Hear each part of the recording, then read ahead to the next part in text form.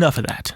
Yes, today we are reviewing the Panasonic S5II, which is my new main camera. However, this will not be your average camera review. One, the camera has been out for quite some time at this point, so your regular review has been pretty overdone. And two, I'm just not doing that. So today, I want to dive deep on the features that the Panasonic S5II provides me to get my creative work done day in and day out, and some of the things that I've learned about it that I didn't learn from the videos when it first came out. Let's dive right in. In order to dive deep, we first need to understand my workflow as a creator. If you're new around here, I am a creator who works out of my shed space office. I'm a big fat nerd, I love to talk about editing, and I make videos in this shed space. One of my top priorities in content creation is the perfect blend of lightweight but high quality. To me, this includes not only the size of the camera, but the size of the files, as well as the type of lenses that I can use to be as creative as possible. I love being able to mount cameras around the shed, and I need a really flexible camera solution. So with that being said, let's talk about the features the S5II has that makes all of that really easy. First and foremost, the size. This camera is not small per se, but it's also not massive, and I have no issue mounting it around the shed. Ergonomically, it hits the perfect sweet spot of being very easy to hold, but also small enough to stick in lots of places that I like to stick my cameras. Second, autofocus. Now, again, lots of reviews early on talked about this. I was someone who had the Panasonic S5 before the S5II, and yes, the autofocus was trash. And yes, the autofocus has gotten better. The old S5 just had like abysmal autofocus. Like, I defended it, and I shouldn't have, because comparatively to this is insane. It's insane. It's crazy good. It's really good. It's absolutely awesome. Autofocus is 10 out of 10. Now, my reservation was with EF lenses. The Panasonic S5 basically didn't work for autofocus and EF glass, so I figured there couldn't be a whole lot of ground to improve here. And boy, was I wrong. The S5II with the Sigma EF to L mount adapter has fantastic EF autofocus performance. My current favorite lens, the Tokina 11-16. I should make a whole video on this lens. I love this. Like, it's just so much fun, and now it has autofocus.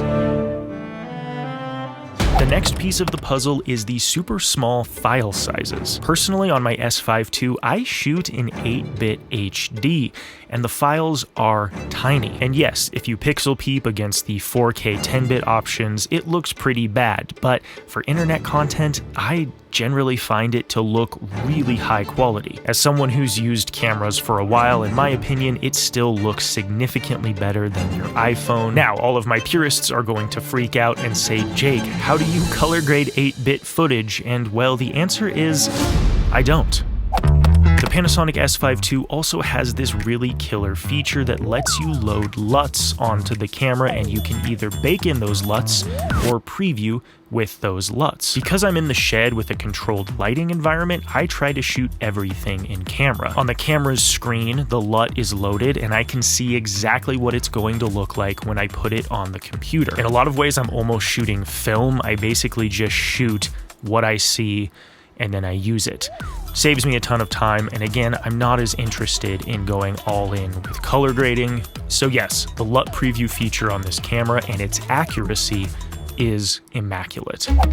The next big win, and this is a big one because I'm shooting in HD, the crop modes on this camera open up a ton of flexibility. Because the sensor is so big and has a high enough resolution, if you shoot in HD, you actually get 3 crop modes, which, depending on the lens, when you hit that third crop mode, you're kind of almost getting macro lenses out of regular lenses. And again, I know what you're thinking, Jake, there's no way it looks good, and I've probably fooled all of you because I've used all 3 crop modes, and shockingly, they all look really great. The crop modes in this camera make it fun to create with.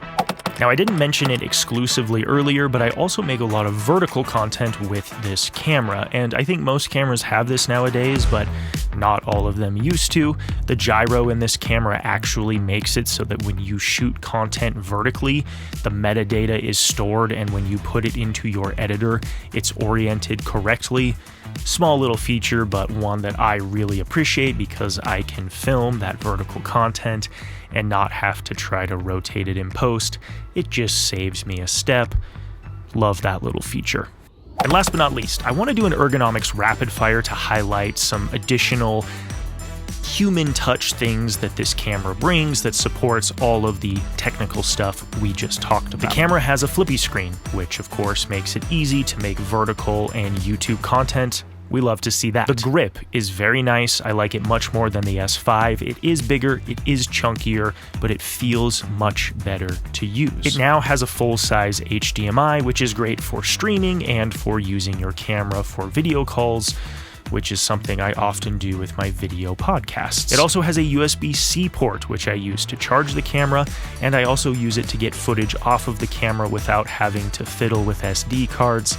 I swear by this, it's the greatest workflow hack when you're making content.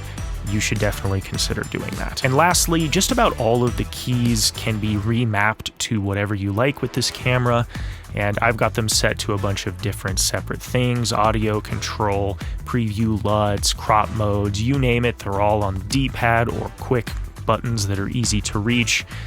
Again, a lot of cameras have this, but it's something I really appreciate in this camera. So this has been my dorky dad review of the Panasonic S5II, and as you guys can tell, this is not a comprehensive review. I didn't go over everything.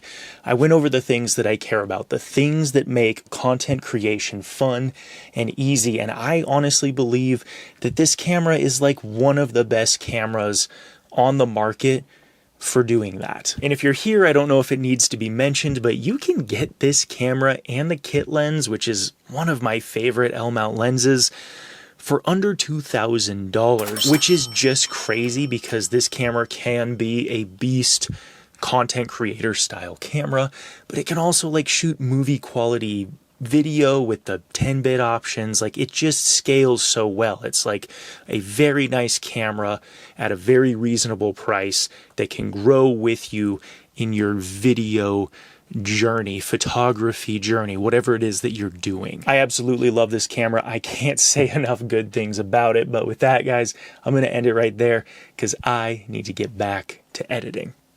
See you guys. Stay dorky. Dorky. Dorky daddies. Stay dorky.